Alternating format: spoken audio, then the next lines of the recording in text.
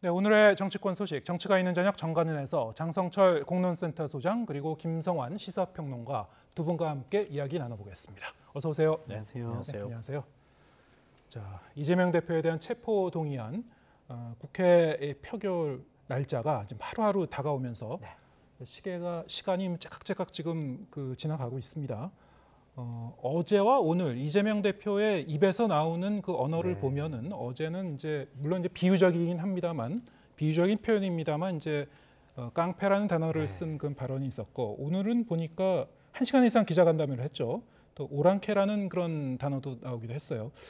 이재명 대표가 영장 청구의 부당성을 부각시키려는 그런 그 설명을 계속하면서 오늘 발언을 보면은 앞으로 이 표결 이후에도 어떤 기조로 갈지 좀 엿볼 수 있는 그런 내용들이 좀 많이 나왔습니다. 어떻게 보셨습니까? 그렇죠. 나는 억울해요. 나는 죄 없어요. 검찰의 정치적인 보복 수사에 나는 당하고 있는 사람이에요. 조작 왜곡 수사를 하고 있는 검찰은 가만둬서는 안 됩니다. 이런 입장을 밝히는 거죠. 여론전을 하고 있고요. 이제 27일 날 월요일 날 표결을 하잖아요. 네. 그거를 위해서 당내 의원들 단속하는 거다라고 말씀을 드릴 수밖에 없습니다. 저는 대략 1,700여만 표의 일정한 국민들의 지지를 받은 이재명 당대표, 전 대선 후보죠.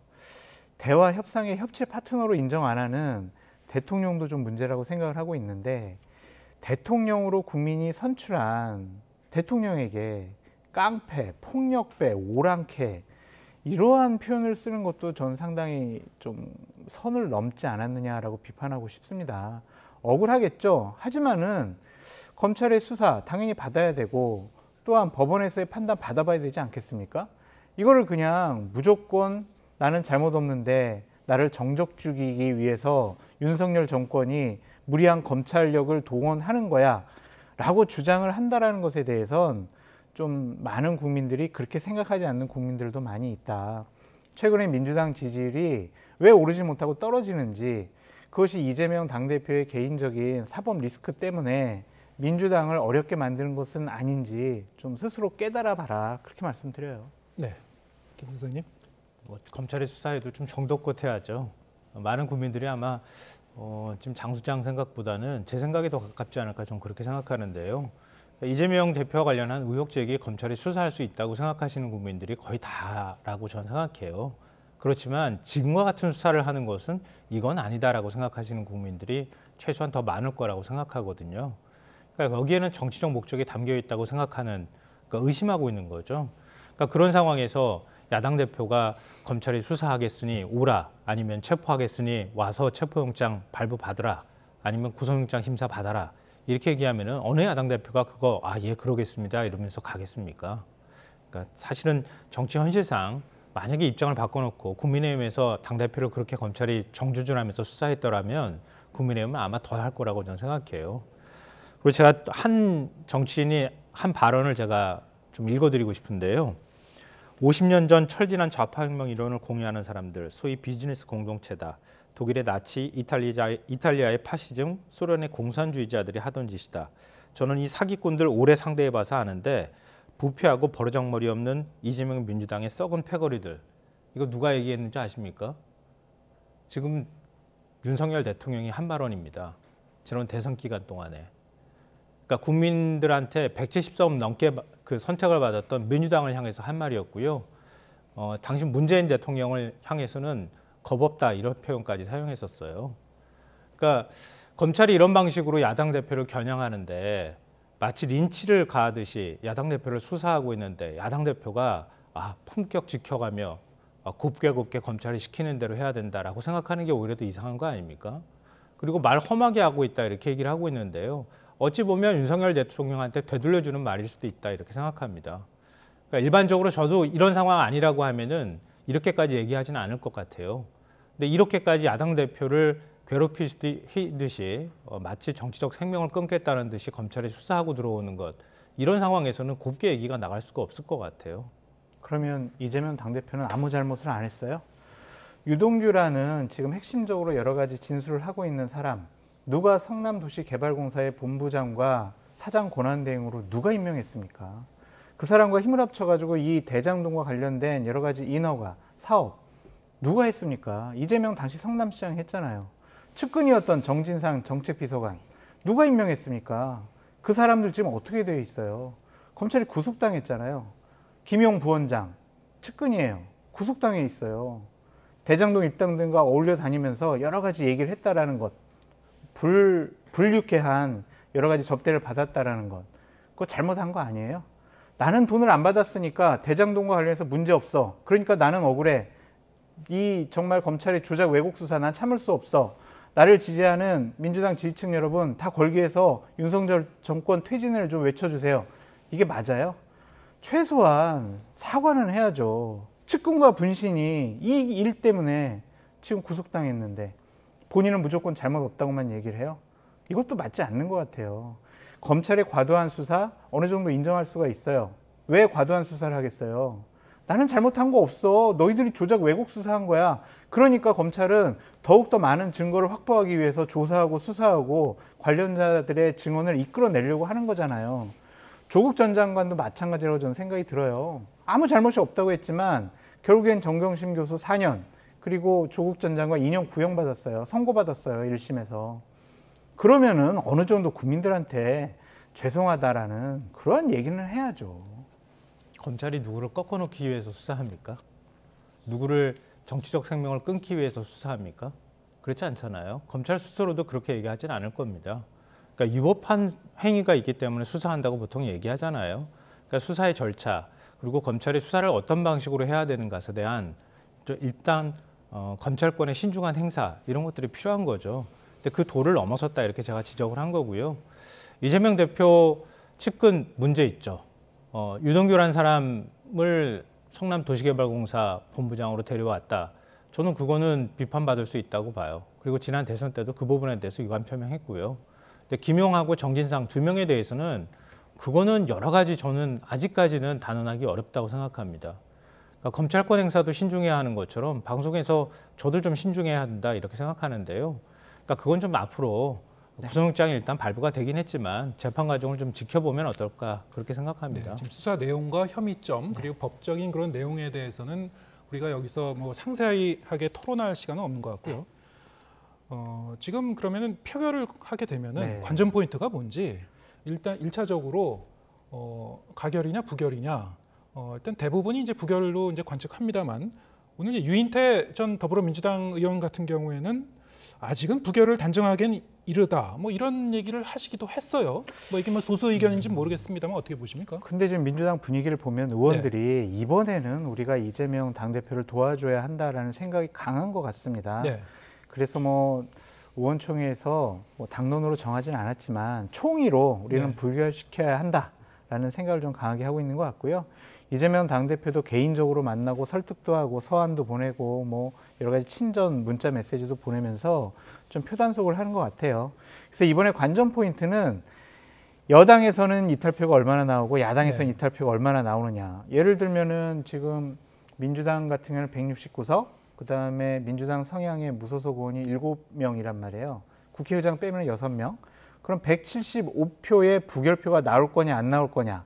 그걸 한번 우리가 관전 포인트 해야 될 것 같고요. 175표. 네. 그 이상 나오면은요. 국민의힘에서 이탈표가 나온 것으로 우리가 봐야 돼요. 국민의힘은 다 저 가결시킨다라고 하지만 국민의힘의 일부 의원들은 아니 이재명 당대표의 저 사법 리스크는 한쪽 다리를 끈을 묶어가지고 마차에다가 끌고 가는 것처럼 질질 내년 총선 때까지 끌고 가는 게 우리에게 훨씬 더 유리한 구도를 만들 수 있어라고 판단하는 분들도 있을 거거든요.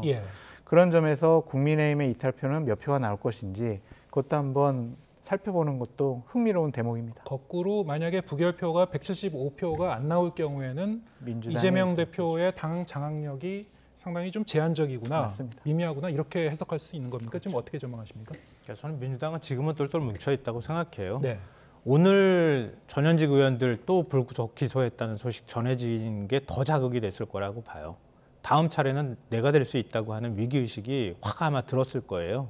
그렇기 때문에 체포동의안 표결할 때 거의 이탈표가 없을 거라고 저는 생각합니다. 그러니까 지금 뭐 그러지 않아도 뭐 검찰용부다 이렇게까지 얘기하고 있는 상황에서 뭐 대통령실에 손가락질조차 안 해도 검찰이 알아서 가가지고 수사하고 있잖아요.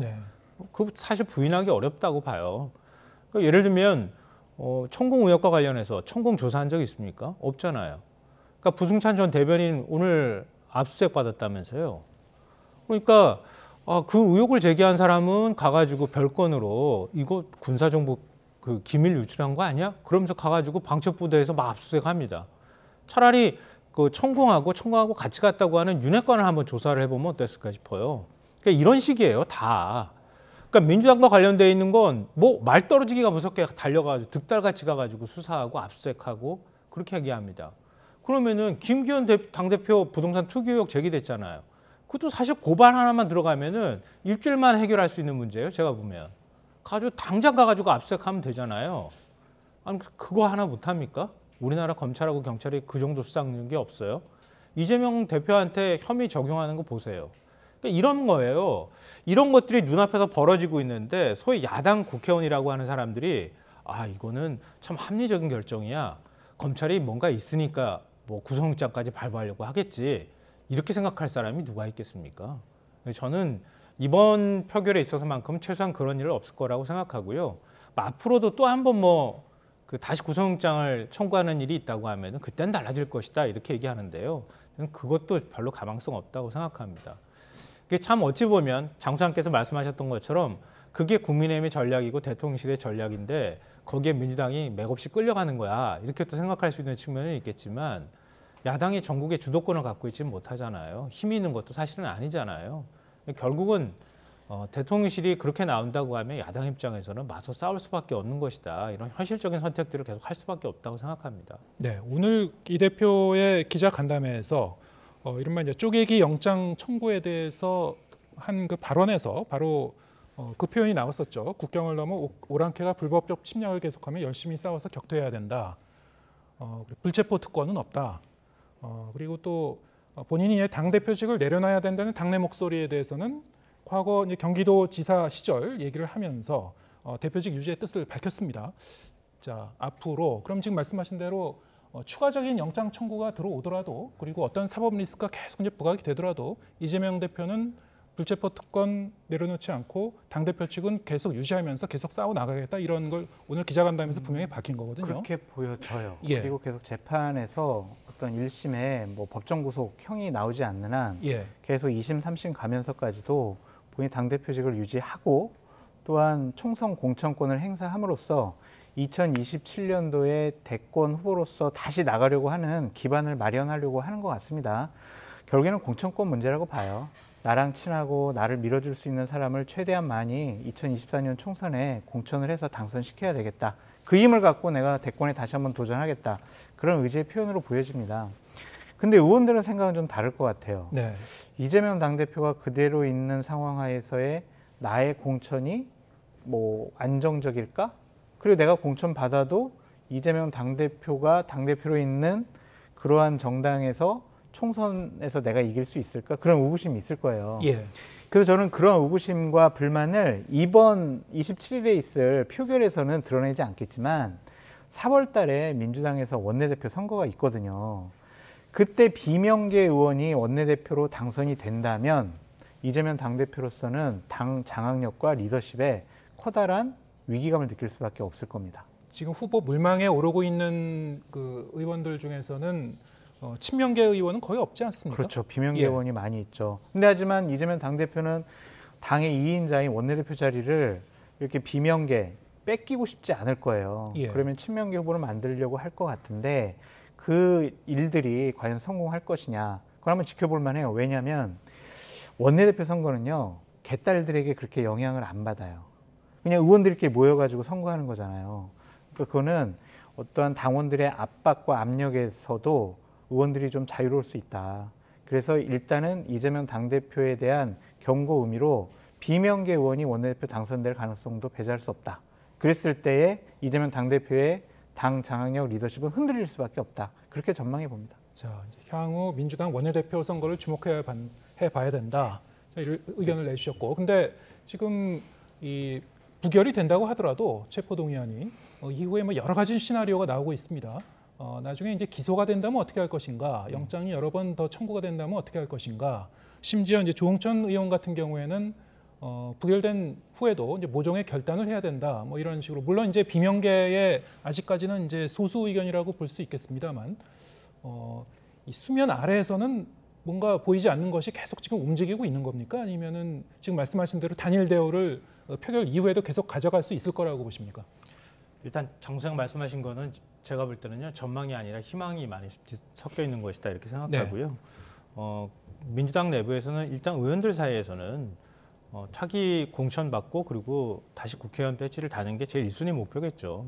그러니까 그걸 아마 걱정하는 의원들이 있을 수 있다고 생각합니다. 근데 그거는 지금 걱정하기는 좀 이르다고 생각해요. 다만 왜냐하면 앞으로 총선이 1년 넘게 남아 있어요. 정치가 내일은 모른다고 얘기를 하는데 얼마나 많은 변수가 생길지 아무도 사실은 예측하기가 어렵습니다. 이런 상황에서 먼저 섣불리 나서서 뭔가 당내 분란을 조장했다고 하면 오히려 공천도 못 받을 가능성이 있습니다. 일단 당내 반발이나 역풍에 부딪힐 가능성이 있거든요. 그러니까 굉장히 조심스럽게 움직일 것이다 이렇게 보이고요. 그렇게 움직일 만한 시점은 결국 이재명 대표가 기소된 이후에 재판받고 1심에서 최소한 유죄가 나오느냐 마느냐 이 정도는 돼야 되지 않을까 싶고요. 네. 그리고 뭐 올 가을 추석쯤이나 이럴 때까지 갔을 때 민주당 지지율이 바닥을 헤맨다. 이렇게 하면 아마 반대의 목소리가 나오지 않을까 생각합니다. 그러니까 그 전까지는 특별한 움직임이 없을 거라고 보고요. 그리고 조응천 의원의 얘기는 이번엔 한번 도와주고 다음번 오면 그때는 뭐 당대표 사퇴를 요구할 것처럼 얘기하는데요. 그거는 그렇게 동의할 만한 의원은 제가 개인적으로 볼 때 별로 거의 없다고 생각합니다. 그러니까 지금 그럴 만한 용기를 갖고 있는 의원도 별로 없다고 생각하고요. 네. 이번에는 국민의힘 전당대회 얘기도 해보겠습니다. 어제 이제 TV 토론회가 어젯밤에 있었고요. 또 지금 계속 그 관련 여론조사 추이도 이제 발표가 되고 있죠. 저희가 이 시간이 많이 남지는 않았는데 여론조사 지금 결과 나온 것들을 이제 함께 보면서 여러 가지 지금 그 이슈들을 같이 얘기를 해보겠습니다. 오늘 나온 그 국민의힘 전당대표 레이스 여론조사 추이를 살펴보면은 김기현 후보 그리고 안철수 후보 사이의 격차가 좀 더 벌어진 그런 결과가 나왔죠. 특히 안철수 후보가 좀 하락을 한 게 좀 눈에 띄고 천하람 황교안 후보의 지지율은 이제 TV 토론 이후에 좀 상승하는 그런 모습을 볼 수 있고요. 어떻게 보시고 계십니까? 그러니까 안철수 후보는 좀 때를 놓친 것 같아요. 예. 그러니까 안철수 후보를 당초에 지지했던 나경원 전 원내대표가 저 출마 안 할게요라고 한 다음 날 여론조사 했을 때는 김기현 후보를 앞서는 여론조사가 나왔었는데 그때 안철수 후보를 지지한 국민의힘 지지층 당원들의 생각은 뭐였냐면요. 아니 전당대회에 이렇게 대통령실과 윤핵관들이 이렇게 노골적으로 폭력적인 방법을 동원해서 개입하는 것은 옳지 못한 것 같아. 이건 바로잡아야 돼. 라는 생각을 갖고 안철수 후보를 지지했다고 보여지는데 대통령실의 정무수석이 아니 윤핵관이라는 표현 말 쓰지 마. 그리고 아무 말도 하지 않으면 아무 일도 일어나지 않아. 이렇게 협박을 했는데 그럼 저는 아무 말도 하지 않겠습니다. 윤핵관이라는 단어도 쓰지 않을게요. 굴복하고 굴종하는 모습 보였거든요. 거기에 대한 실망감과 그다음에 천하람 후보가 등장을 하면서 표가 좀 분산됐다.